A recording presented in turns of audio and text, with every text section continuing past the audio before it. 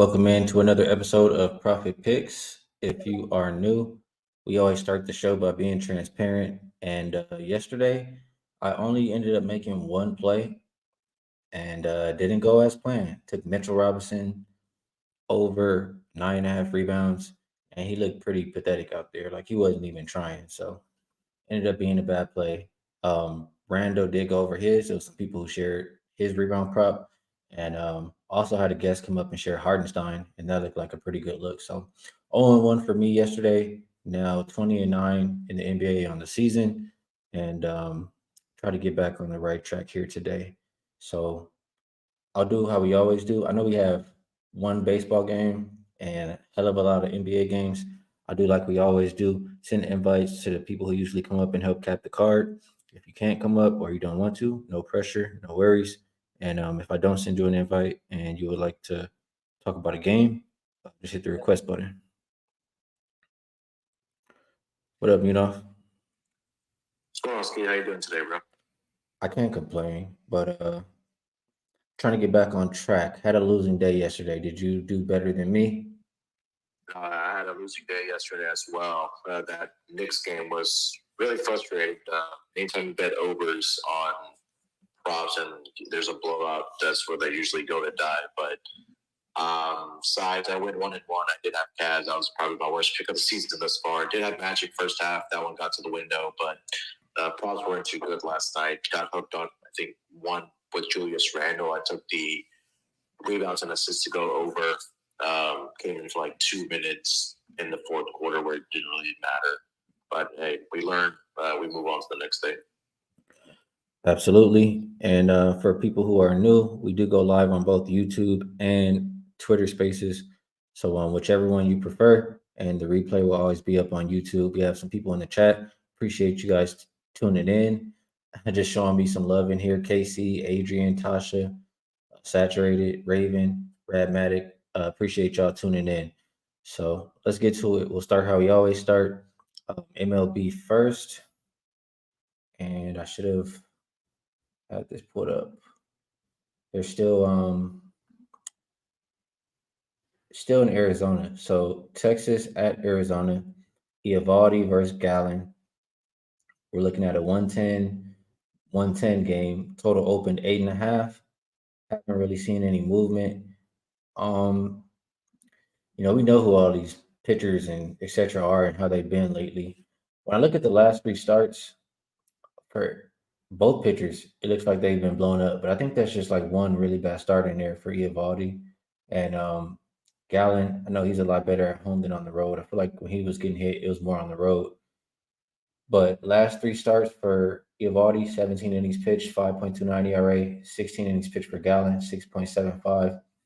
I just think in this kind of situation, Eovaldi gets back to pitching good and Gallen performs at home. I don't want to trust Texas bullpen. I just don't think they're very good. And I prefer to be involved with the first five at 4.5 than the full game at 8.5. That's just how I feel. So just a lean for me as of right now. If I do make it official, I'll share it or I'll post it for the members later. But I am leaning towards first five under 4.5. Can you talk me off, or what are you looking at in the MLB game?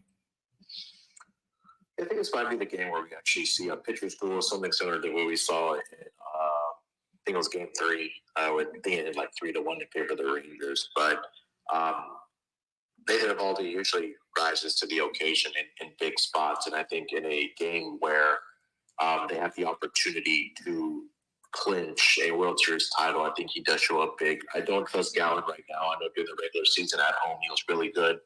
But if you kind of go through his game log through the postseason over the last 4 games, hasn't been very good. The last 3 starts he's made, the Diamondbacks have lost each of those 3 starts. He's given up the walks as well.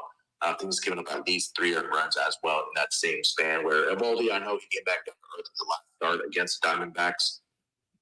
I was looking at his strikeout props to go over the Skee at 4.5. I think definitely if he does make it to 5 innings in this game, I think he definitely gets over this number because he's been absolutely brilliant how he's striking out batters throughout this postseason. I know he didn't get to that number in his last start, like I mentioned, because he did get blown up. by the Diamondbacks. But other than that, yeah. Oh, sorry, he did have 8 strikeouts in his last start, but 4 against the Astros, and he had 9, 7, 8. So he's been clearing it pretty easily. So I like to look about the under.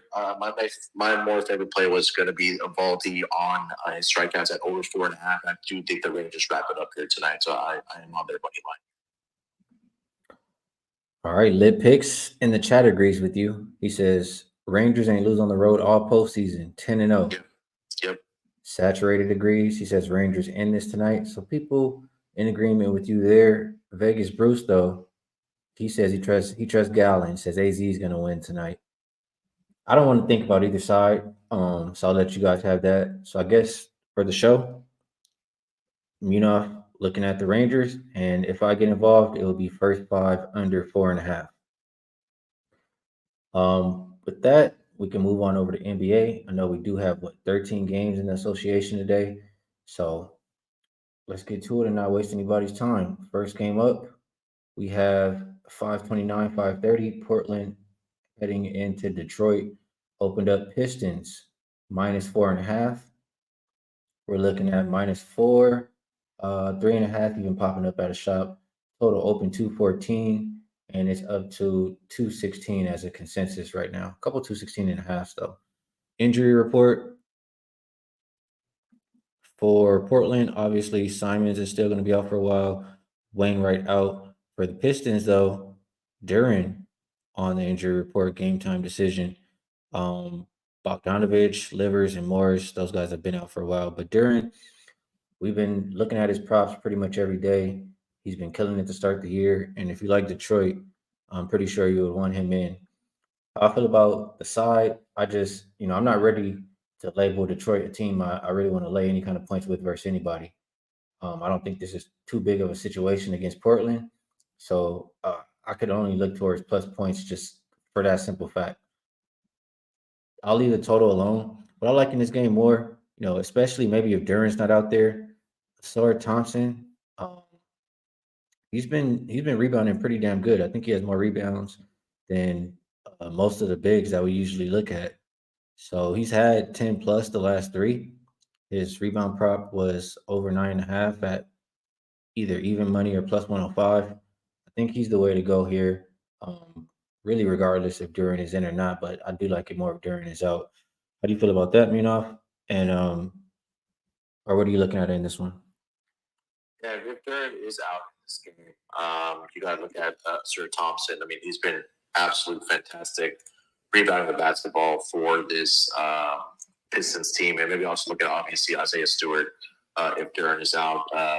For a rookie to come in and averaging 10.5 rebounds per game, especially with what Jalen Duran and Isaiah Stewart have been doing on boards, I think that's going to be a great look for Thompson this game. I did play the Pistons in the first quarter in this matchup. If you take a look at what Portland has done in the first quarter, they're 0-4 straight up and 0-4 against the spread, being outscored by their -26 in that first quarter. Are the Portland Trailblazers. I think this is Detroit's second home game. I think they come out and play well here on their home floor. Just going to continue fading Portland in that first quarter. Get in, get out with my money. So yeah, that was a bet I did bank -1 right now in favor of the Pistons in the first quarter. All right, get in and get out for you. I can understand that bet. And everybody in the chat agreeing, they're saying no Duran, no Pistons for them. And Casey says she likes Soares rebounds with or without Duran. But if Duran is out, she would want a ladder. And I would agree with that. So a couple different ways to look at that first game. Oh, my bad. What up, Dream? What's the vibes, my guy? How you doing today? You looking for a Soar, or how you gonna pivot if Duran is out? Definitely a story. He's been one of my most profitable guys this year, so definitely a story. But looking at him in another way, man, his rebounds couldn't talk you off at all. But you might want to look at his PRA, man. His assist line is 2.5 or 3.5. He's gone over his assist line every game this year except for last game. He probably got hooked. Last game he took 14 shots, the most shots he took all season. So I think he's coming into his own, getting a little more comfortable within the offense. 5 more shots than he's taken at any point this season. So he also played his most minutes as he did all year. So definitely Usar PRA, Usar blocks, Usar steals, maybe even Shadei Sharp unders, because that's who Usar's guarding. And on prize picks, they got Shadei Sharp turnovers at 2.5. I think that's a great snag. Pretty sure he's had 3 the last 3 games since he's been getting like big time minutes. And with Asar, I think it's an even better chance of him getting that 3. So that's kind of where I'm looking this game. I like it. And oh, hold on, my bad. One thing, Jeremy Grant. I mean, it's kind of dead at this point, but revenge game narrative. You know what I'm saying? He does have a crazy last 4 games against Detroit. So. yeah, I do remember that. And I think I played him once last year on that same kind of trend. So that's a good call out. What's going on, Yeah, I was going to mention Malcolm Brogdon in this game here as well. 16.5 points for him to go over. We know, like you mentioned, Simons is going to be out for a while here, but Malcolm Brogdon coming off that bench for the Portland Trailblazers has been really good. He's averaging 19.3 points per game. He's gone over this projection of 16.5 in all 4 games thus far. He's getting the shot attempts, averaging 17 per game. Also, the 3-point attempts have been there for him as well at 6 per game as well. So, if you find it at 16.5, 17.5, I think it's a game where he does, get over this points prop for the Portland Trailblazers. All right, good work. A lot of different ways you could line up a same game parlay with everything we just talked about. If you like, let's keep it moving. We have 12 more NBA games. Next one up on the slate, we will go 531, 532. Milwaukee Bucks versus Toronto Raptors. Opened up Bucks minus 4.5. Pretty much C5 everywhere. Total open 224 and consensus of 223.5. For Milwaukee, Beauchamp, game time decision. Toronto, looks like it was some other people in the injury report, so they're getting some guys back. I do see Achua, game time decision, and Koloko going to be out here. Honestly, this game, I just feel kind of strange about this game and strange about the line. Um, I feel like with Toronto on the front end of a back to back, like I feel like the spread should have maybe been a little bit higher. I don't know. Something about this just seems fishy. And I do think Toronto cares more about the game like versus Philly tomorrow, versus their old coach and just getting a little bit of quick revenge. But something just don't sit right with me. So this is a game where I will stay off. I don't really want to play any props, any side. I'll just kick it to you guys. I have more opinions on all the rest of the games. So Munaf, how do you feel about Milwaukee, Toronto? Same sentiments as you. I was like, why is this line only 5 right now for the Bucks against the Raptors? So I, as much as I wanted to get there with the Bucks, it just feels fishy and smells fishy to me. So I stayed away. As far as player props, didn't really have much. If you want to take a look at Giannis over on his rebounds, 11.5, that might be worth a look. He's done pretty well rebounding wise against the Raptors. And I think yesterday, the day before, we talked about DeAndre Ayton over on his rebounds against Raptors opposing big men. So I think that'd be worth a look. But yeah, not much else for me in this game. All right, Dream. Anything you like over here? Yeah, man. One of my favorite games of the night. Okay. And I really say that about a fucking Raptors game. But yeah, so I'm on Giannis rebounds, just like Moonoff just talked about. Good matchup for him, good history. We saw what Aid just did. And Toronto struggles in general, rebounding the ball. I'm also on Dennis Schroeder points and his assists. You can play points P plus A. But I love Schroeder in the spot. So, me and you have already talked about this a lot. Skee Dame ain't defending shit for one. Schroeder has gone, let me see, he scored 21 points in 4 of the last 6 times he played against Dame.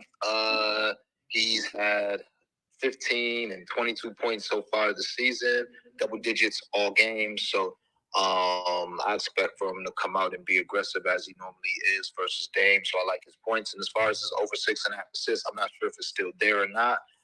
But I took it juiced last night. It was super juiced, but I didn't mind it because he's covered the 6.5 assists every game this season. So that's why I'm looking. I even got a collab with another capper where we did 18 points for Schroeder and 15 points for Giannis. And it's like a plus 1,300, plus 1,500 SGP. So There you go. That last one, 18 for Giannis and 18 for who else? 15 rebounds for Giannis and 18 points for Schroeder. Okay, It's a okay. plus 1,300. You could dumb it down and do 16 for Schroeder and 15 rebounds for Giannis or 14 or some shit. Make it plus 600, whatever you want to do. Got you. You got some nice looks there. And the chat also sharing some more. Itachi coming back. He shared some good trends yesterday. And I think I know that Knicks one definitely cash. And I was looking at that one pretty hard. But he shares one for the Bucks here. Casey's asking if I'm going to enter the equations for I'm already multitasking enough, but I'll read it. It says since 2021, home dogs on the front end of a back to back who play their next game on the road. So they have to travel for the next game. And they're facing an opponent that they previously lost to. Has them as 31, 19, and 1 against the spread, 32, 18, and 1 to the over. And that says to play, I believe, the Raptors and the over in this game. So that's what that translates to. A couple other things in the chat. Sean Evans likes Barnes over 6.5 rebounds as a lean. And late share for MLB. David Kleiner likes Iavati over 4.5 Ks. So good stuff from the chat.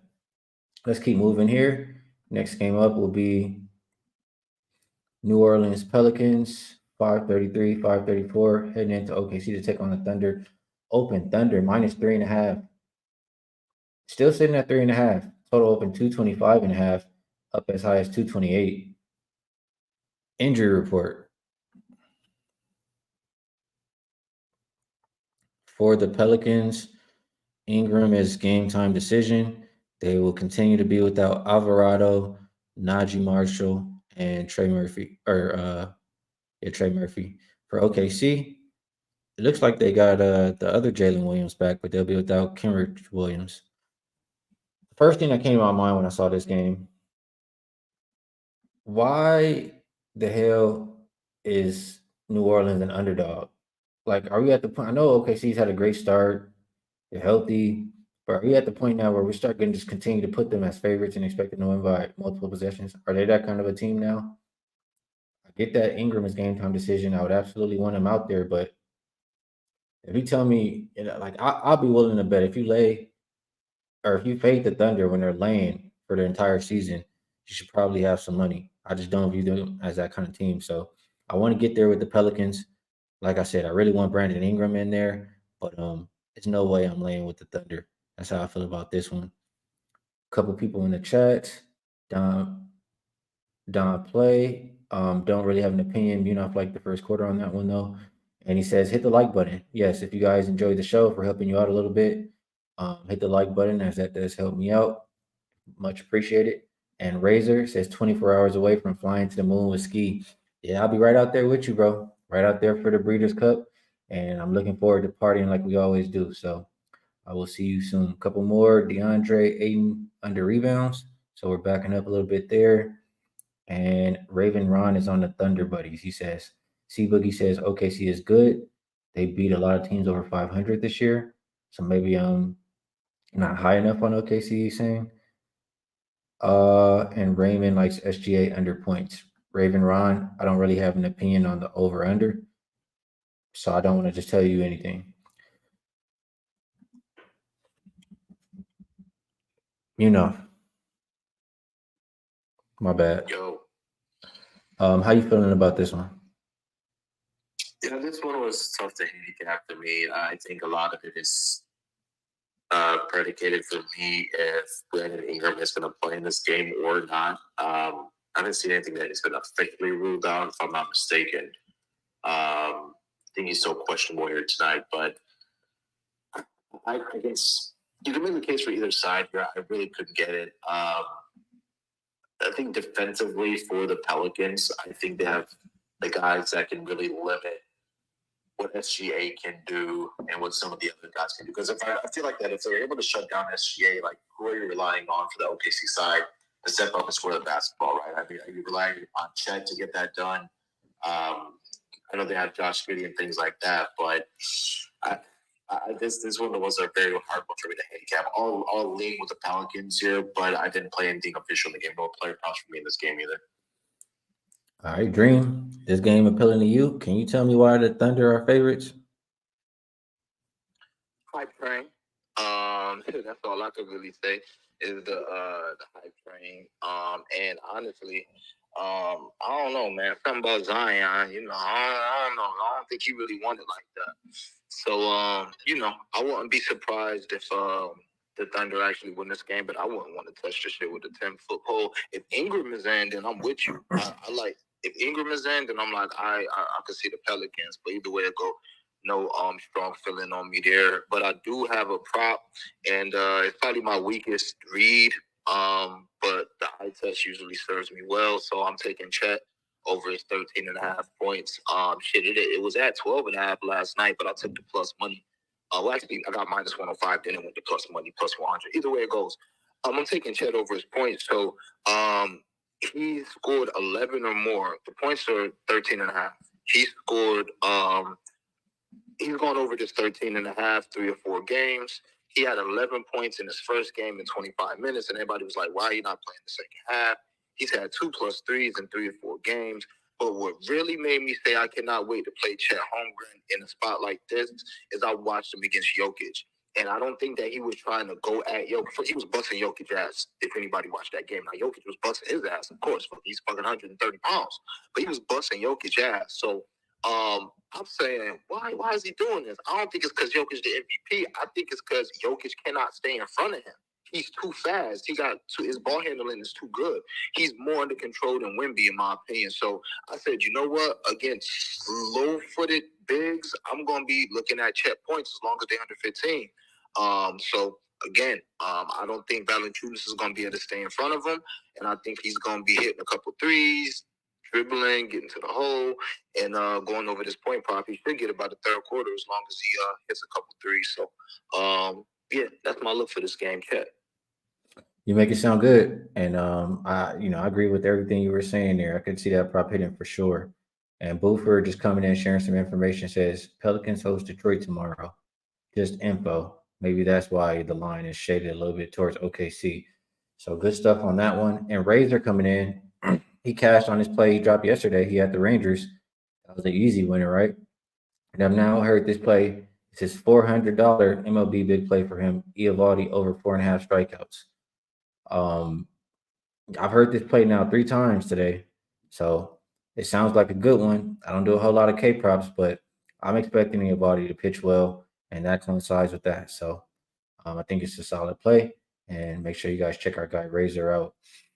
Let's keep moving along. On the slate, we have 5:35, 5:36.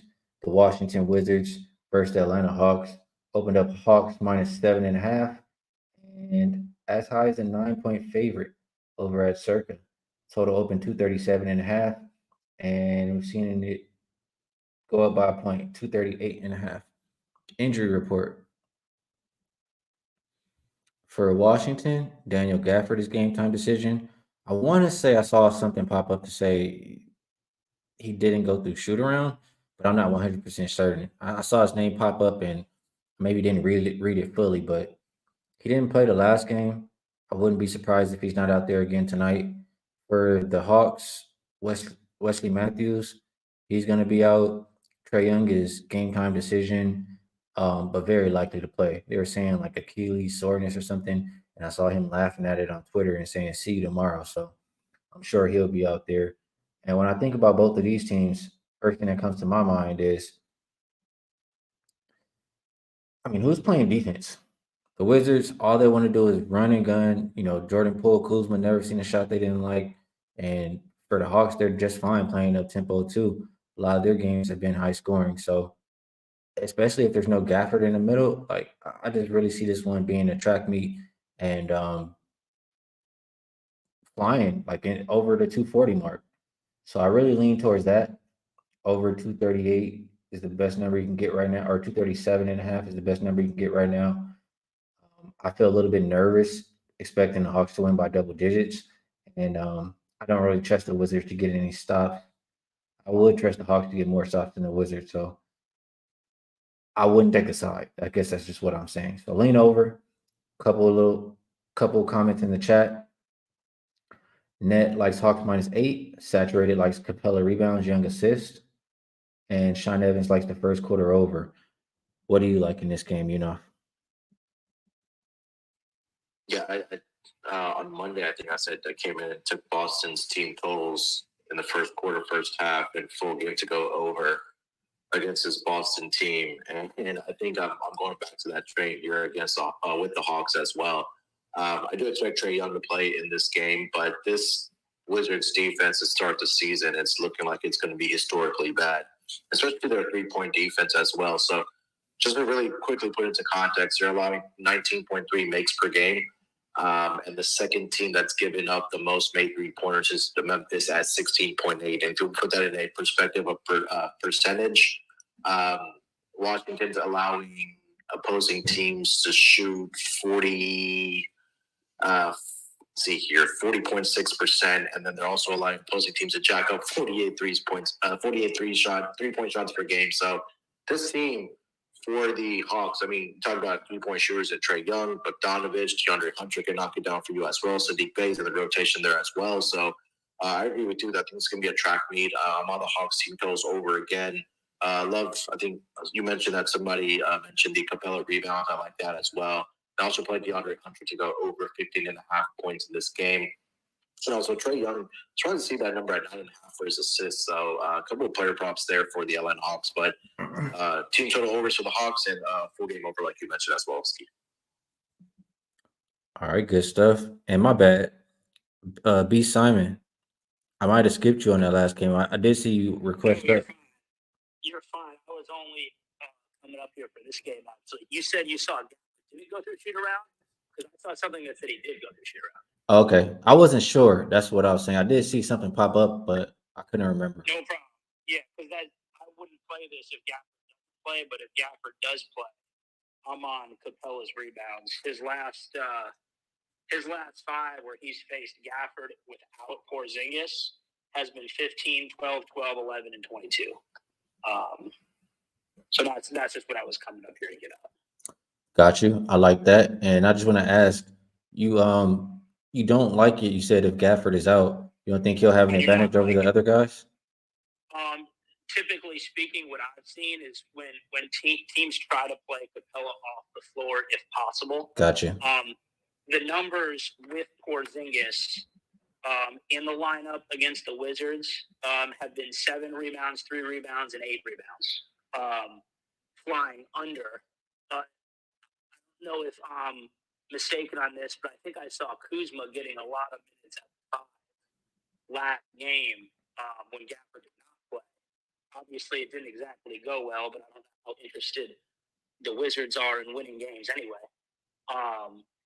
But with if they go small, I could see Capella's minutes, dropping into the high teens or low 20s, to combat Kuzma at the 5. So if Gafford plays, I already played it because I thought he was going to play. I didn't see that. I hope he plays because if he doesn't play, I probably lose the bet. But if he does play, I think we fly over. This is a ladder candidate for me. That sounds good to me, and I understand. Capella being played off the floor, so expecting Gafford to be in there, liking Capella over rebounds, and we also had saturated liking Capella rebounds too, along with Munaf. So good call out there. Dream, anything appealing to you in Wizards versus Hawks? Not a goddamn thing. But shout out to my homie Ben. I was wondering if that was you. What, you got a burner page or something, bro? Shout out to the homie Ben. But nah, bro. Yeah, my other account for some reason Spaces don't work, so I just made one to come in Spaces from time to time. Yeah, I heard you yesterday. I'm like, yo, that sound like my boy Ben. All right. But nah, I ain't got a lean. I ain't got shit. I love that Moonoff team total look though. Love that. But nah, I ain't got nothing for you. All right, and Casey likes that team total over as well. So a few different ways to look here. Sean dropping in the chat to say Wizards giving up the most points at 125 per game.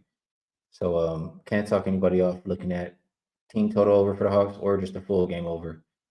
Next game up, we have 537, 538. a repeat, just switching venues. Cleveland at New York opened up Knicks minus 6.5, down a point to 5.5. Total open 210.5. I'm looking at 209.5 pretty much everywhere right now. Injury report for New York. I don't see anybody on there. They still have time. They did just play yesterday. You know what? Let me refresh this. Let me just make sure because RJ Barrett, I remember seeing that pop up on my phone. That's why I wanted to refresh. So he is game time decision now in this one. If we look on the flip side, Cleveland will continue to be without Rubio, Ty Jerome, Darius Garland, Jared Allen, but Levert is still game time decision. Maybe he is available out there tonight. So I know it's probably a lot of new people here, but first thing I'll say, if you know, you know. Anybody remember what I'm talking about? We just saw these teams play yesterday. The total was a little bit higher than it is today. I'm gonna go ahead and pull it up one time since it's the beginning of the season. So if you're not on YouTube, you might want to pop on YouTube, um, just so you can see the graphic and know exactly what I'm talking about. But pretty much what this is saying, or what it will say, is we want to ride with the bookmakers. When these teams play in such a short time frame, um, when these teams play in such a short time frame, the second time around, the bookmakers are telling you which way they're expecting it to go. Like they're adjusting the total down for a reason. So I have it up here on the screen. When two teams play within a week, the last game went under, and it's not the playoffs. This is a regular season trend, and the total is less than the previous total. So total has gone down in this second meeting since the 2013 season. It is 143, 89, and 7 to the under. That would be about 61.6%. And I even share this. I'll continue to expand on this. If you're on YouTube, you'll be able to see. Let's look at when both teams are on a back to back. So rest equals 0 and opponent rest equals 0. Let's see what that does to the trend.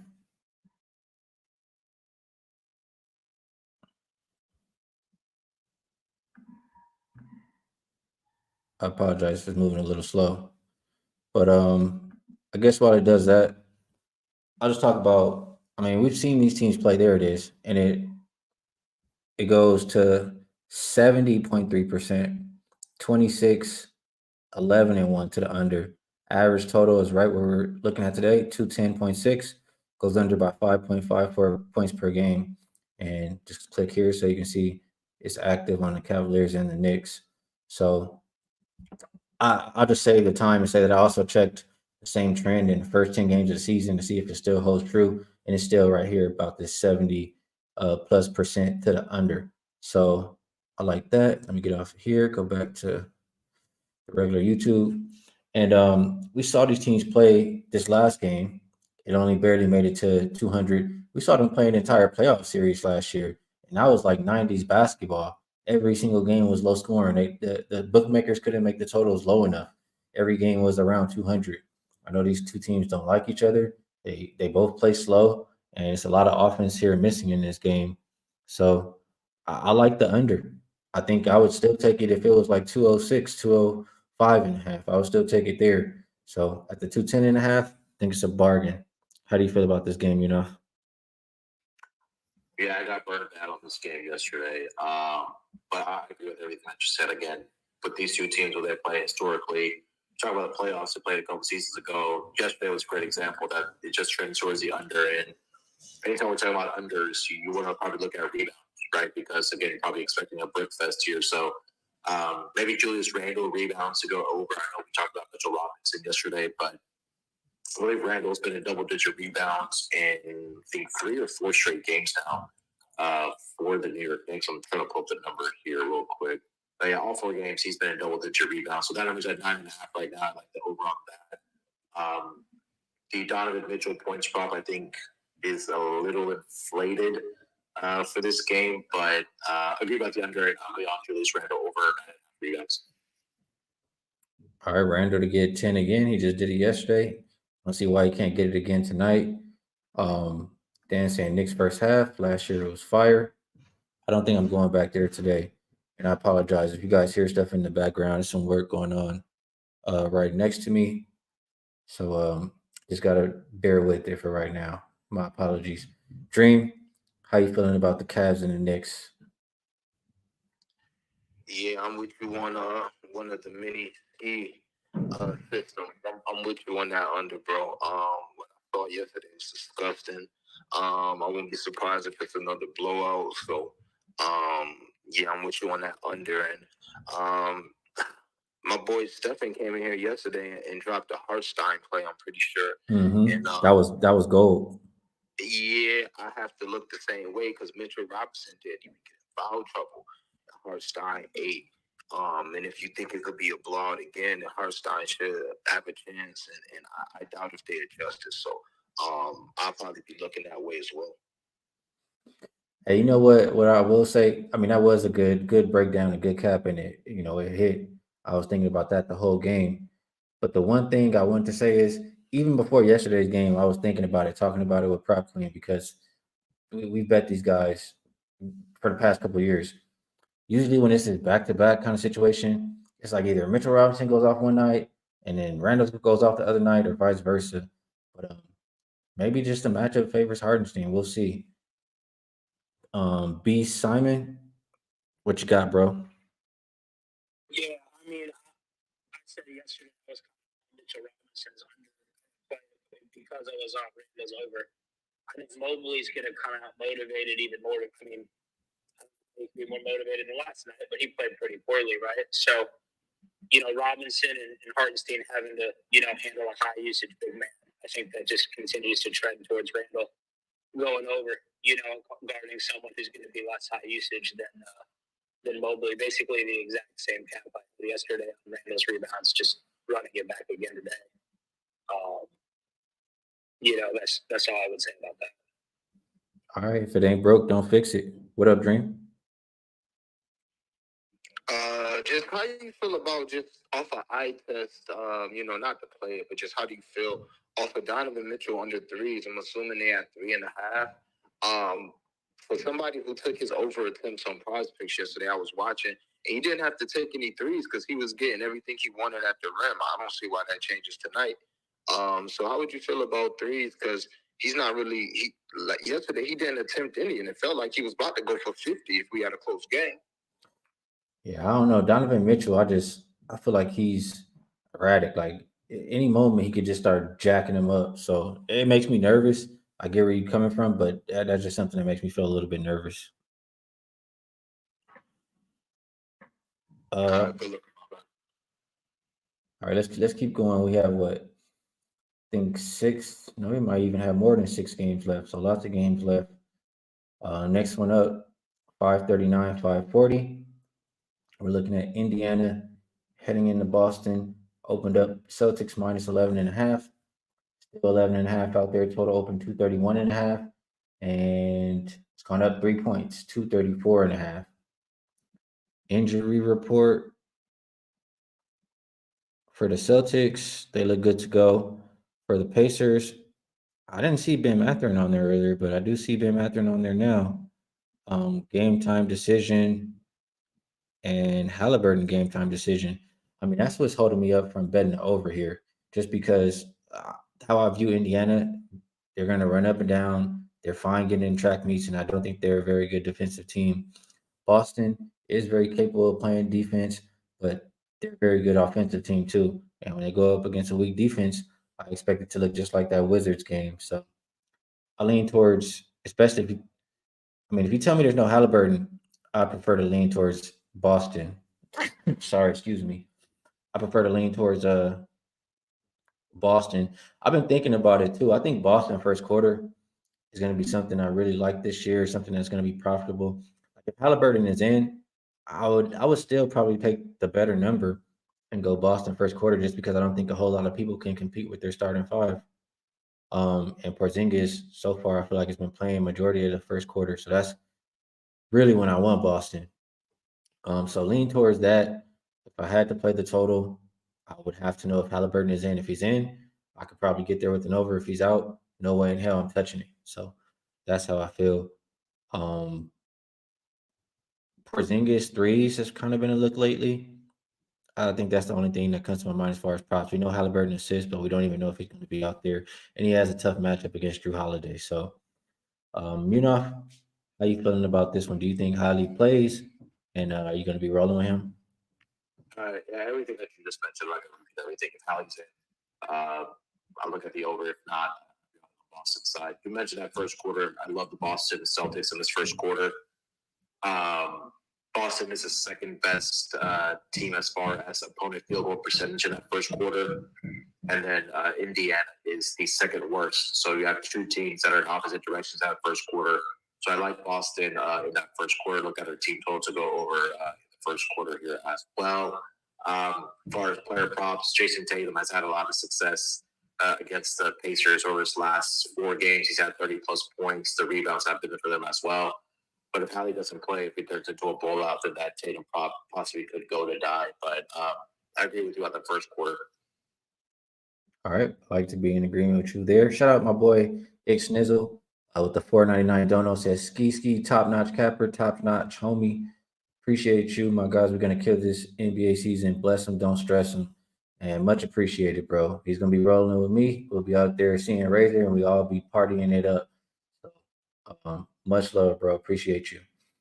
Couple comments before we move it over to Dream here. Raven Ron likes the over. He agrees if Hallie plays, and he likes his PRA.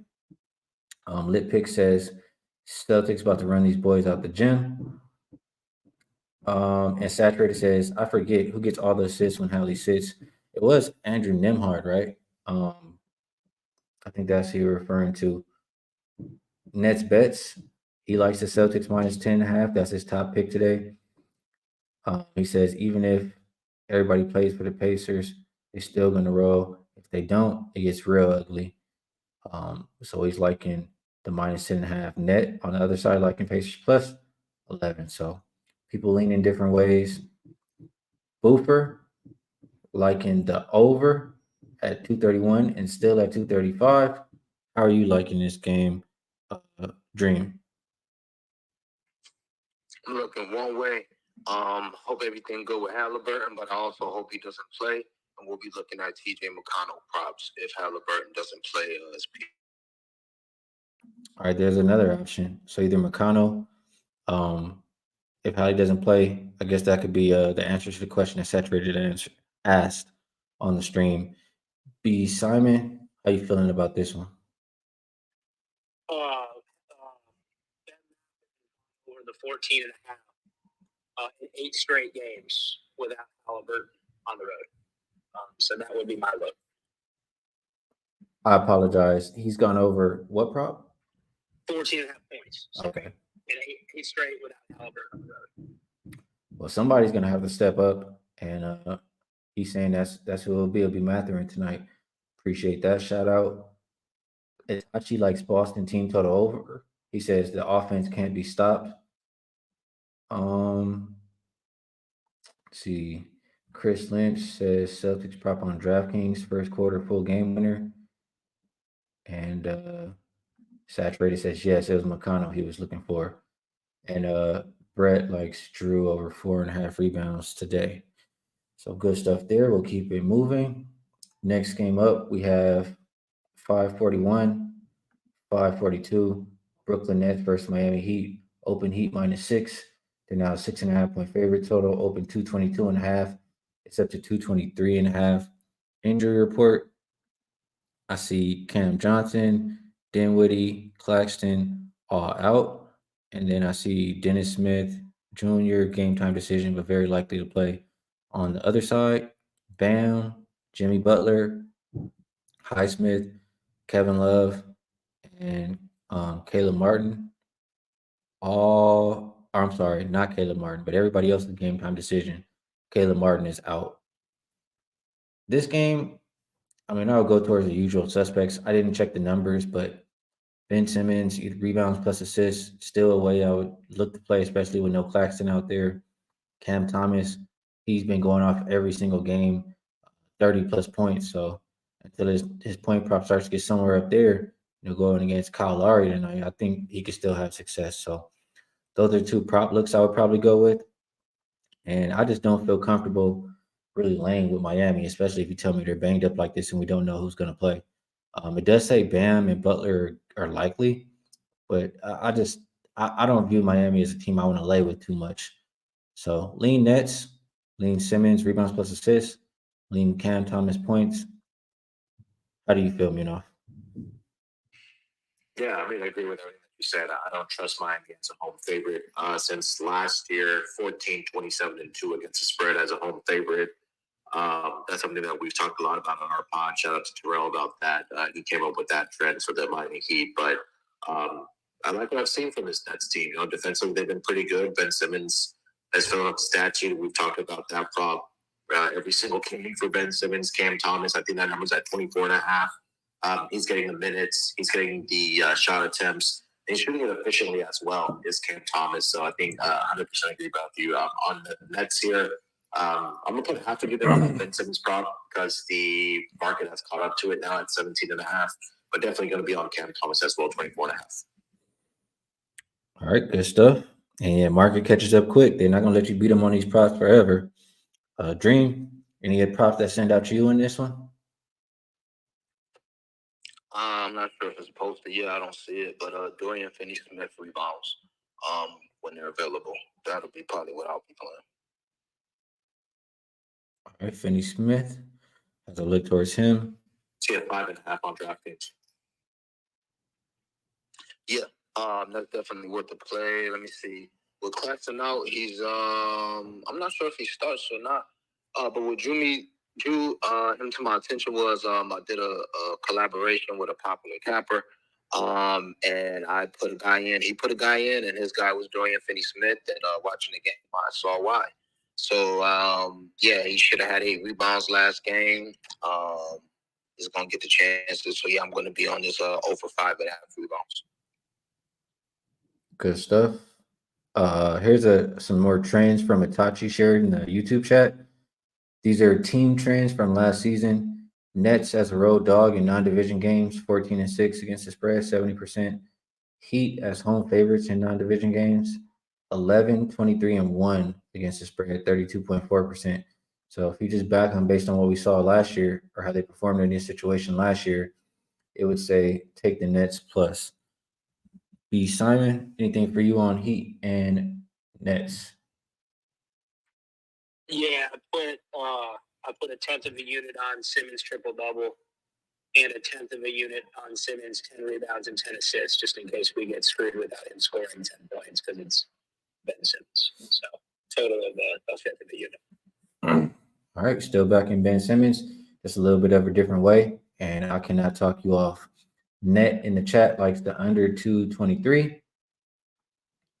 And we will keep it going here. We have 6 more games. So slowly but surely, we're getting through them, about halfway through. Might have to speed it up a little bit here.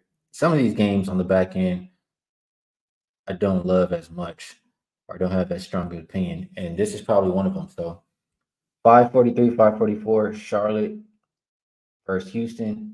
We see the Rockets minus 2.5, total open 222.5. And still sitting at 222.5.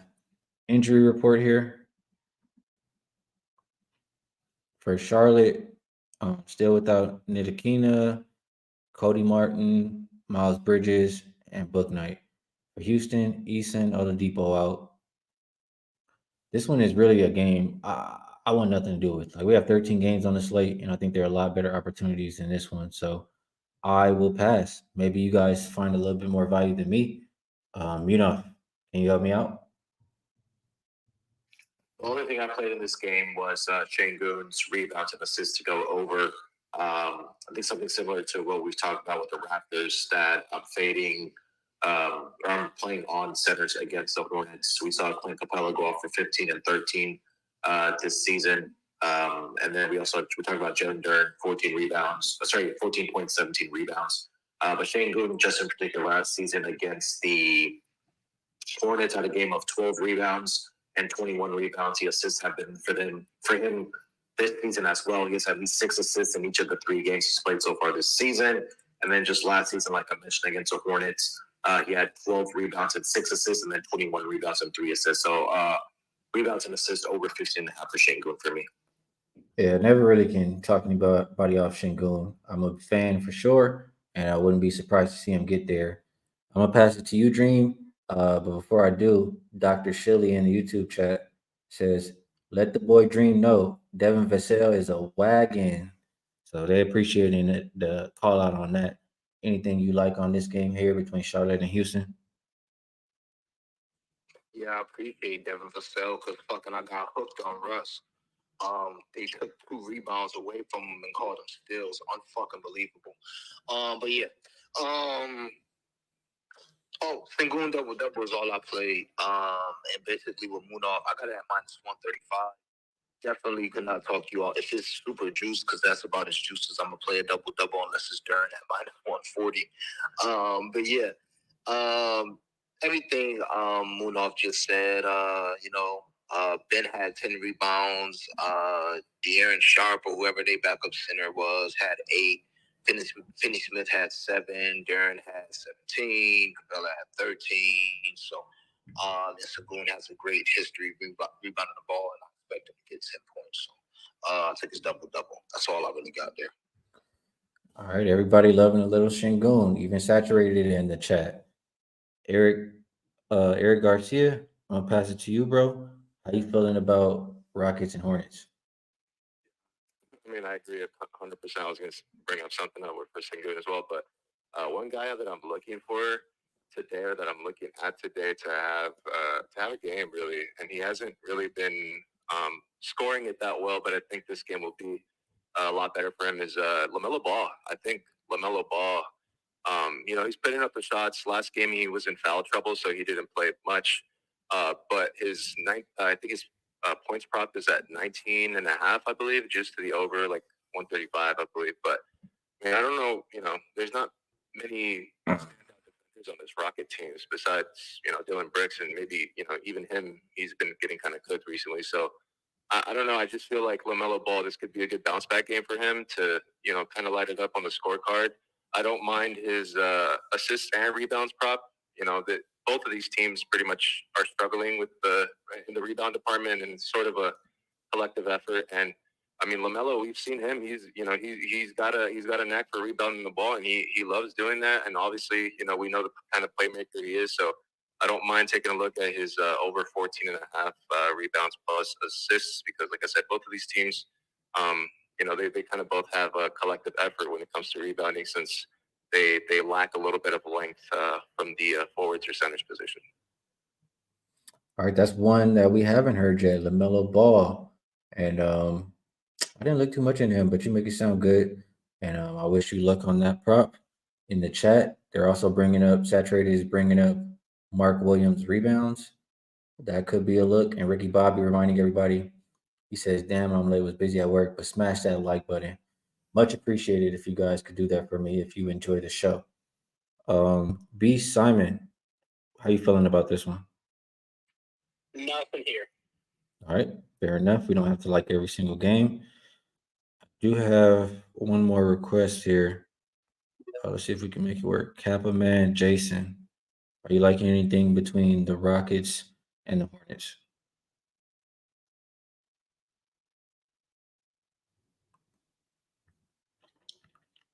Are you there, Jason? And not working here, so let's see. All right, we'll keep it moving. Maybe it was an accident. We don't know, but we'll keep going here. Got a lot more to talk about. 545, 546. Denver Nuggets, Minnesota Timberwolves opened up Nuggets -3, down to about a 2-point favorite. Some shops still have 2.5. Total open 223.5, and it's dropped 4 points to 219.5. Injury report. And Carr out for the Nuggets. McDaniels, Shake Milton, game time decision for the T-Wolves, and Jalen Clark out for the Timberwolves. So this one, This one makes me like this is another one of those games where the line is kind of making me feel weird about the game. As good as the Nuggets have shown themselves to be last year and to start this year 4-0, with Timberwolves only 1-2, and this is pretty much just a pick 'em game. Something, something stinks here. That's how I feel. And Minnesota is one of those teams that I don't bet very often, but maybe it's maybe they're thinking Rudy Gobert is going to be able to hold Jokic a little bit here. I don't think so, but the market must be. They do have some length, some size. Maybe they think that's the reason, for them being such a short price against Denver. I know that it seems kind of trappy to me, and if I'm playing it based on that, that would mean the correct side is Minnesota. But I'm not going to put my money down on this game. I think it will just stay a lean. Can anybody talk me on or off the Minnesota side? You know? I had nothing on this game. Same sentiments that you echoed. That why is this line only 2-3 for the Denver Nuggets, who have looked like one of the best teams in the NBA again. But yeah, completely stay away from me. Don't play your props either. Christopher Chapman says he's on the Timberwolves tonight for the upset, and Net says his bet is the Wolves +3 as well. It's saturated like in Gobert rebounds, Michael Porter Jr. rebounds, and C Boogie likes a double for Cat. Any of those sound appealing for you, Dream, or how you looking to play between the Nuggets and the Wolves? I got nothing for this game. If I do play anything, it'll be Jokic points. Because I think if it's a close game, I think he's gonna kill Gobert. So that's it though. I don't have anything official. All right, B Simon. So, Skee, I got the question for you. You can either tell me the bet or you can say lay off. Should we consider playoff statistics when handicapping Rudy Gobert against Jokic? Playoff statistics. Playoff statistics. I would You think we should say take them into account? I would say no because players don't care as much about regular season games as playoffs. So that's what I was gonna say as well. Last year in 3 matchups against Jokic, Rudy Gobert averaged only 5.7 rebounds, flying under his rebound total in all 3 games. So if I was going to do anything in this game, which it sounds like I might do now, it would be Gobert under his rebounds. That would make sense to me if you say like on the offensive end. Like I don't like if Joker's maybe keeping Gobert away from the rim, like he's floating on the three. Exactly. So 100% right. Using play basketball probably keeps you off the glass. yeah, I could see that. Do you know what the number was? I think I see 11 and a half. Oh wow. Okay. Yeah. Yeah, that could be a look. I like that. It's a pretty solid play. And I can pull it up. it makes sense to me. I definitely agree with that. While you pull it up, Sean Evans says Michael Porter Jr. over 7.5 rebounds plus assists. Are you sure that's not just his rebounds line? It seems pretty low for rebounds plus assists. Rudy Gobert rebound under 11 and a half. Best line in DraftKings -130 to the under. Makes sense to me. Like I could only think to back that prop. I would not talk you off. So good stuff there, and we'll keep moving. We'll go to the next game, which will be 5:47, 5:48. Chicago Bulls heading into Dallas to take on the Mavericks. And I want to say something really quick. I have Ajax in the chat saying audio is trash. Now I go back and I do the timestamps for this, and I'm able to hear everybody talking just fine. You guys in the YouTube chat, let me know. Are you guys able to hear this? I want to try my best to make it where everybody can hear it. I know when I play it back, I can hear it. So I think you guys should be able to hear it. But if he talking that, he could be talking about in the last couple minutes, and it might be because Eric and Capo, they gotta mute themselves. I know when I've been in other spaces and multiple people are like off of mute, it kind of goggles up the sound sometimes. So that's the only thing I could think of referring to. Like when you're not speaking, you normally should be on mute, I thought. okay. And The rest here goes some comments. Aaron says audio is good. He's got Take says, bro, we good. Ajax crying. Freaky Tweaky says don't have any problems. Cedric does say sound is not the best at times in the YouTube chat. Another person says audio not the best, but you can hear it. Somebody else says audio. Chris says audio is fine. Dude is trolling. So seems like at least it's good enough where people can hear it. Uh, that's good enough for me as of right now. I'll try to make it better though, but that's what we're working with right now. Bulls versus Mavericks. This game opened up Mavericks -5. Now see them -4. Total opened 225.5 and it's down 4 points to 221.5. So injury report, Zach LaVine is game time decision here.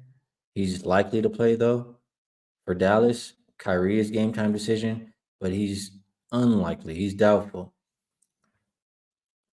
Um, Luca's been pretty damn good to start the year. Don't really want to bet against him. And when I think about the Chicago team, I just think about I can't get it out of my mind.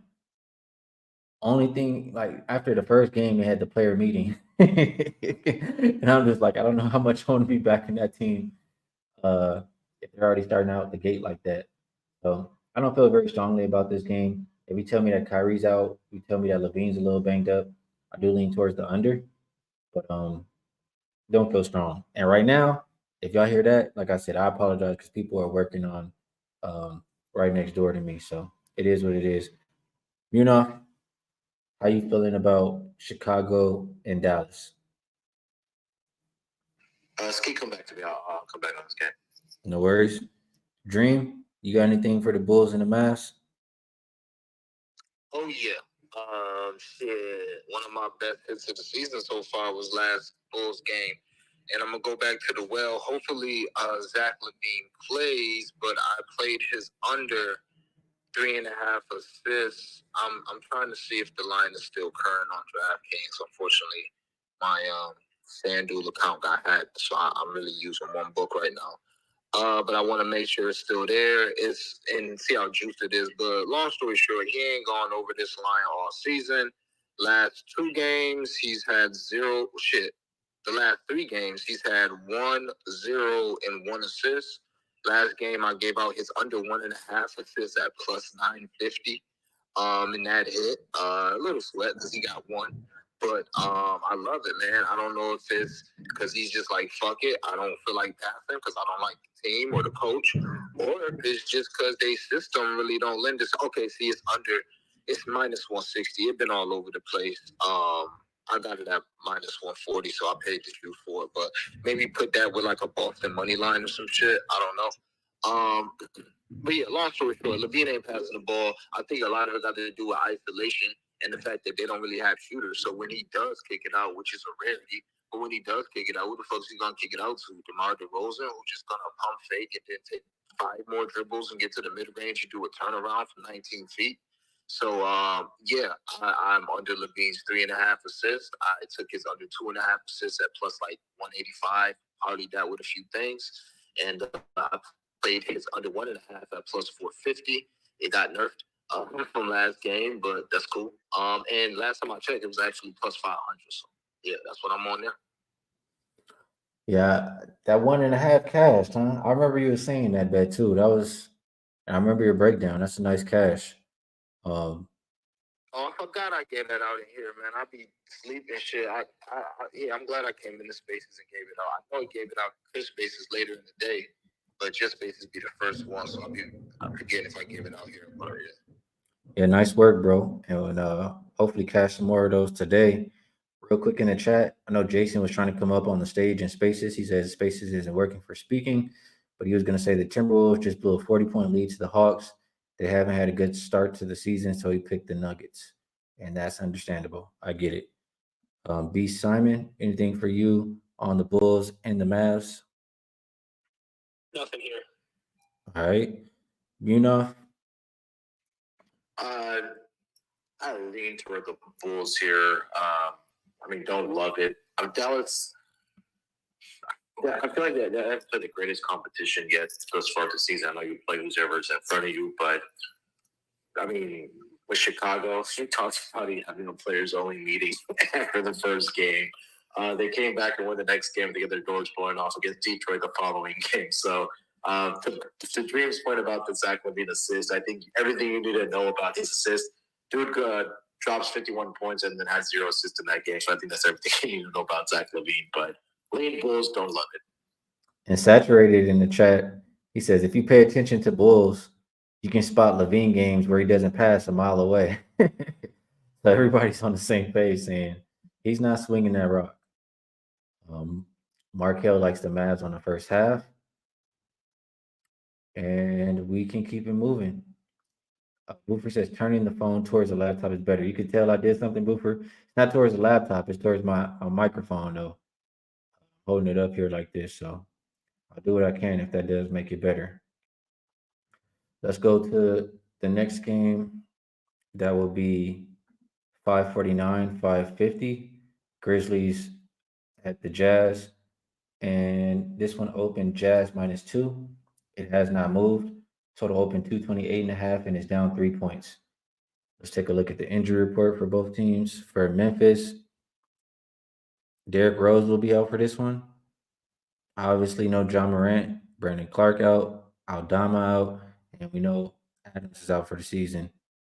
For Utah, I don't see anybody on the injury report. Utah does play again tomorrow, I'm pretty sure. Don't have it in front of me, but I think a combination of that and just Utah, for as much as I shit on the Grizzlies and talk about, they don't really got any scorers, stuff like that. I still don't want, I think Utah, everybody cares because of how I say, it's some people on last chances over there, and they do have some talent in general. But I don't view them as a team I want to lay any kind of points or price with. I'm out once Utah's a favorite. That's how I feel. So just because of that, I think the Grizzlies maybe can potentially sneak out their first win. Jazz maybe save some energy and minutes for their game tomorrow. I really don't feel comfortable either way, but if I had to play, I guess that's the way that I would go. And I would lean towards under just as much as the Grizzlies have struggled to score. I think that's the only way to look towards them in the near future. So lean either Grizzlies or the under, and I will likely be off that game. But Munaf, how do you feel? I had nothing. This is one of the first games I crossed off the list. Fair enough. We got more than enough games on the slate for today. Don't got to play every one. Dream, what you liking? Nothing. I'm praying Zaire Williams rebounds gets to 4.5. I'd even pay the juice -145 for it. And that's about it for me. Backwood. All right. B. Simon, anything for you? I'm a broken record, but nothing on this one for me. It's all good. UCapper, he's brave enough to take the Grizzlies. He says they get their first win today. So we shall see. I will wish you luck, bro. Tachi, he continues to share trends in the chat. Let's see. He says this one backs what I was saying. Let's see. He says since the 2005 season, home favorites in conference and home favorites in conference on the front end of a back-to-back. And their next game, I'm getting a little confused here, bro. Next game is not in conference. I think I just don't know what that one symbol means right here. And non-division. But anyway, he's saying it's back on what I'm saying. I guess I'm not the SDQL bachelor. I need UCapper up here to help me out translate this. But I appreciate you sharing that trend nonetheless. Let's keep going. Next game up, Kings at Warriors, 551, 552. And this one opened Warriors -7. We haven't seen any movement. Total open 234.5. A lot of movement there. It's as low as 226.5. About an 8-point move as far as the total is concerned. Injury report. De'Aaron Fox will be out. Trey Lyles will be out for Sacramento. For the Warriors, it looks like Dario Saric is game time, but he's likely to play. Same can be said for Klay Thompson. And then Kaminga, game time, but truly just, questionable. Not sure if we'll see him out there. I mean, the first thing that came to my mind is no De'Aaron Fox. What does that mean for the Sacramento team? To me, slower pace, and a whole lot less offense, right? I mean, just think about, and again, I should have started off with this before I forget, but I already explained, I already put it up on the screen. I don't have to do that again. If you know, you know. These teams just played not long ago. The total is a lot lower than what it was in that previous game, and it's low for a reason. That reason is no De'Aaron Fox. Last year, when he was not in the lineup, they are 7-2 to the under. The average total was a little bit above 229, and they only made it to around the 222, 223 range. So I think this one is rightfully dropping. I still think it can get under the current total. I took it at 229 and a half, but Davion Mitchell, we know he's not as good offensively. He is a good defender, but I can't help but think the pace is going to be slower, and Sacramento is going to struggle offensively. If they're going to stay in this game, it's going to be because they're playing defense. And I've been hearing Mike Brown preaching a whole lot of that since the season started, and even seeing him going off in some clips the other day or yesterday or something like that in practice. So I think the Kings bring a nice defensive effort in this game, and because there's no De'Aaron Fox, it makes it a whole hell of a lot easier for the Warriors to defend them. Warriors, if you look at every other game besides that game versus the Kings, where Fox had 39 in that game, they've been holding opponents down. Like the only other high scoring opponent I think was 108. They held another opponent under 100 and another one like slightly above 100. So I think the Warriors defense comes to play. It's still that they remember that playoff series, and they'll have that intensity. I think that intensity brings defense. So I like the under. Like I said, I got 229 and a half. I still, best number you can get is 227 and a half. I would still get involved there. You agree with me? 100%. I like the under.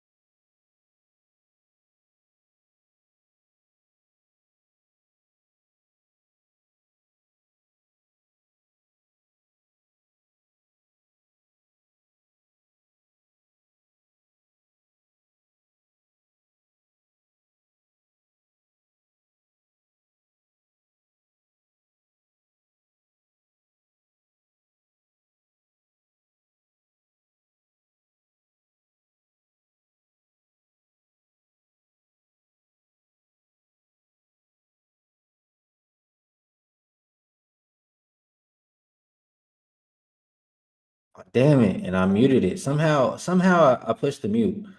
Um, that's my bad, you guys. But offers liking Sabonis over his rebounds if you didn't hear that. And he agrees with the under. And Dream Dream doesn't like this one. UCAP said, Ski you the worst. Everybody's saying the audio. That's my bad. I must be fat fingering it or something and flipping, pushing the mute. So my apologies. B Simon, anything from you on Warriors and Kings? Yeah, I love your underlook, man. I try to learn from all the smart guys in these spaces. And one thing that Chris always says is when the Warriors are on the road, they have to win with offense. When they're at home, they have to win with defense. So no Fox. Plus, I believe Draymond is playing tonight, correct? He did not play the first matchup. So a healthier Draymond and no De'Aaron Fox probably means less pace and less points. All right, so we're all in agreement on that under. And that makes me feel even more confident. Let me see. We had another addition here. Eric Garcia. What's going on, bro? You got something for the Kings and the Warriors? Yeah, I was just thinking about it. The gentleman before me was talking about Draymond. I think, assuming Draymond plays a good amount of healthy minutes today, We'll see him active on the defense, but I do like his assists plus rebounds. He's pretty much covered this number in most of the recent games that they played against the Kings, and obviously we know the kind of dog that Draymond is, especially given the fact that it's pretty much only Draymond and Looney, I think, that are those two bigs that are holding it down for the rebounds for that team, at least moving forward. So 10.5, I think, is a pretty fair number for Draymond. Like I said, I think it's contingent on his minutes played. I'm not sure how much he's going to play, especially coming off that injury. But with no De'Aaron Fox, obviously, I think he'll be out there on the court a good amount of time. So 10.5 assists, or 10.5 rebounds plus assists looks like a number that he can easily get. And then another one that I would throw out for Draymond that I kind of like, and the price isn't so bad, is I'm pulling it up right now, but I recently saw Draymond to get a block. I just think just one block we need from Draymond. We know how tenacious he is on the defensive end, and him to get a block minus 125. I see some places 130, so a little juiced, but like I said, for Draymond, you're just asking one block. I think is doable. Yeah, one block absolutely doable. Talking about how many minutes Draymond will get. I know Casey's a big Warriors fan. She says she thinks he'll get 28 minutes max. She's like in TJD to get some more minutes in there, and he was looking pretty good. I would agree. I think he should get some playing time. Casey also liking Clay rebounds. So a few different ways to look in that Warriors Kings game, and I'm on the under. That will be my play for sure. Let's move on. We finally made it to the last game of the slate. 1 hour and 17 minutes into the show, we have made it to 5:53, 5:54. Clippers versus the Lakers. Opened up Lakers -5. Now looking at 4.5. Total open 225.5. Looking at 226. Something must have happened with this injury report because I did see before I came on the show, the Lakers were like -7. So let me refresh here. Injury report for the Lakers. So we did know Vando was out. Okay, Hashimura out. Gabe Vincent unlikely. Cam Reddish game time, but he's likely to play. So Lakers will be without a few key pieces in this game. For the Clippers, Kawhi game time. Man game time. Petrushev game time. Tucker game time. Boston out. Harden out. So a lot of people up in the air for this Clippers team as well.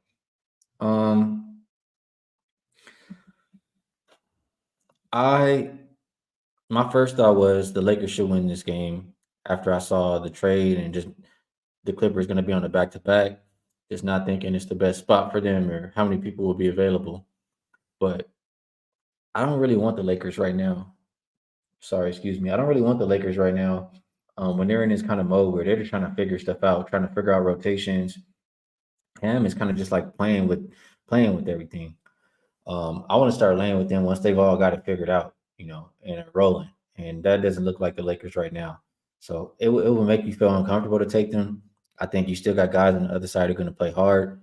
I mean, even though I don't like him, I know Russell Westbrook will play hard because he wants to give it to the Lakers because he didn't like his situation over here and he likes his situation over there.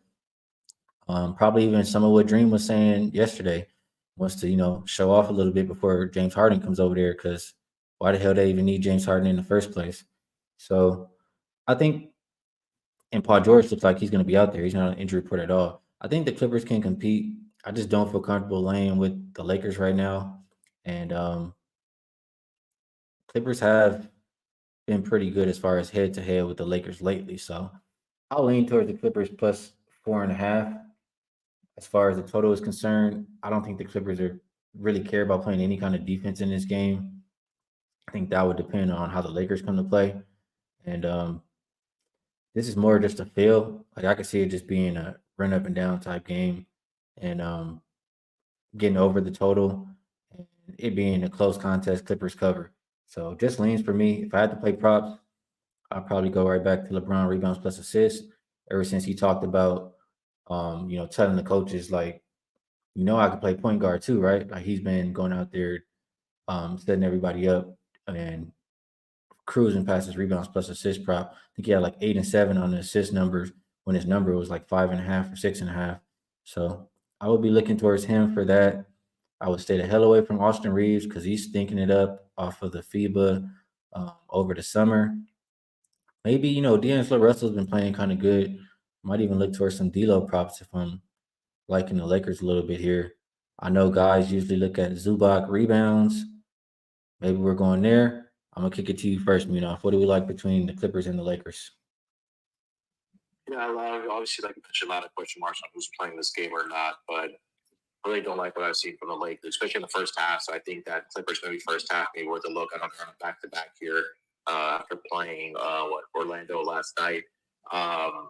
So typically, anytime I see a team on a back-to-back, I usually like to back them in the first half, thinking they get some dead legs in the second half. If from a player prop perspective, if Kawhi and or PG do not play in this game, I'm either looking at Bones Highland on his over props or Norman Powell to go over on his props. I think both those guys played well last night as well. Obviously, if those two stars don't play for the Clippers, expect them to pick up the offensive output. But again, we talked about this yesterday, that they just don't have enough bodies right now, especially with the trade that went down for the Clippers.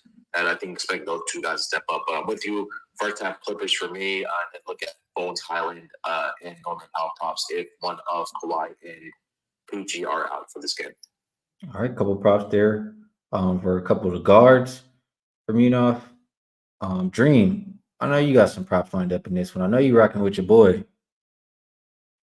Oh no, man. I don't bet Laker games, man. I'm one of them Laker fans that I don't nah, man. I don't be having good reads. What I will say is if I was Rui for some reason with I think Gabe Vincent gonna be out. And the Clippers, they already missing KJ Martin, Covington, they are Batum. So to me, that just seemed like Rui rebounds, points plus rebounds. He been ass, just like Gabe been ass. Austin Reeves been ass, and I'm gonna tell you why he been ass, and then I'm out of here. Well, not out of here, but I'm done talking. Man, listen, he asked because he was getting calls he shouldn't have been getting last year. He got invited to the FIBA because he was getting calls he shouldn't have been getting last year. Yeah, he had a couple nice shots in the playoffs, but Austin Reeves was scoring from the free throw line. He was getting calls like a two-time All-Star. Undrafted rookies don't get them calls. Like, you normally got to be a veteran in the league to get the calls he was getting. It was a point after the All-Star break where he was leading the fucking league in free throws like he's Ja Morant or some fucking body. Knock it off. No, he's not that good. Never was that good. That's just how I feel. I'm done ranting. Hey, I love a good rant. Hey, I gotta go back on this one real quick. Brian Frito with a comment. No, we cannot hear the other people. Pure static is horrendous. We've already been through this, Brian. I asked the chat. Majority of people said they can hear just fine. So if you cannot hear other people, maybe you need to turn it up a little bit or something. Because majority of other people can hear. B Simon, anything for you on Lakers Clippers? Yeah, first of all, the audio is great. I don't know what anyone's saying. Second, just a small play, but Clippers to win the first half, Lakers to win the full game at plus 400. That's been so profitable this year already with the Lakers. I feel like I have to take it. You know what I mean? They have owned the Lakers lately, so I understand. I'm not mad at it. Clippers first half, Lakers full game plus 400. Also, well, that's kind of how the Lakers been playing lately this year, anyway. That's what I'm saying. It's been so profitable this year. I feel like, Well, I'm not mad at that look. If it ain't broke, don't fix it. I can see that happening here tonight. And also, Clippers on a back-to-back, right? The more the game goes on, it should favor the Lakers. So I do think that's solid. I do think that's a solid look. Eric Garcia, anything for you on this Lakers Clippers game? Nothing that really stood out. I mean, the only thing that I'm pretty much looking at, but it's like super juicy, unless you can like do an all or ladder it up, is LeBron's turnovers. I think it's at 2.5, like 170, 175. But I think LeBron has a little bit of a turnover bug at the moment.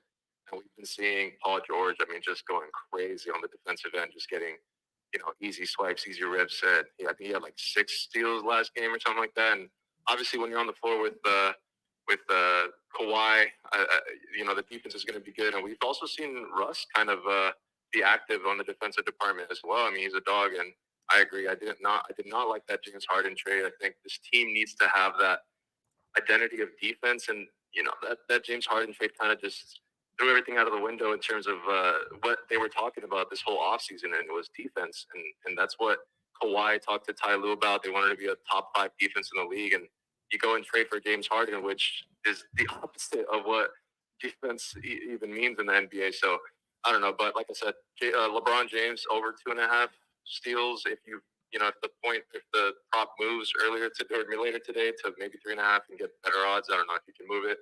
But I think LeBron has a little bit of a turnover bug at the moment. Was that LeBron over turnovers? Yeah, over 2.5 turnovers. Okay. Good stuff there. We'll see if that one hits. Couple comments before we get to the end of the show here with the best bets. Alfonso says, sell your house key, bet Rockets team total first half over 57.5. Daniel loves the Mavs over tonight. And I guess it's about that time. So we finally made it through all 13 NBA games. And now it's time for the best bet segment. So I'll go around the horn. We'll ask everybody if they have one play they really like a little bit more than the rest. And if there's anything you'd like to promote as well. And then we'll go from there. I'll give mine at the end. So, Munaf, I'll kick it to you first. What's catching your eye? How we get paid today? Best bet, I'll go Pistons first quarter -1 against the Blazers. And then player prop best bet, let's go Şengün rebounds and assists over 15.5. All right, good stuff. Dream, what you liking? How we get paid? So I'll give you guys like a 2-leg since Levine is juiced. So under his 3.5 assists, and put that with the Boston money line. It's got to be -120 or better since the line is 160 right now. So it should be -120 or better for that. And I gave you guys out a collab that I'm doing with my boy Canadian Cam. So I'll run it back again. 18 points for Schroeder, 15 rebounds for Giannis, plus 1,300 on DraftKings. Shop around, get the best price you can get. And as far as promotion, follow me on YouTube. What's up to my YouTube channel? I should say, Blunt Money Bets, like blunts that you smoke. Blunt Money Bets. That's it. All right, good stuff. Let's kick it over to B. Simon. What you liking as the best bet for the day? We'll go with Capella over his 10.5 rebounds, like we said. Over in 5 of 5 against Gafford with Porzingis. And if I could give one honorable mention, it would be Donovan Mitchell over the 29. Talk someone out of his over. He's over in 64% without Garland, averaging 34.5, and over in 3 or 4 road games without Garland since joining the Cavs.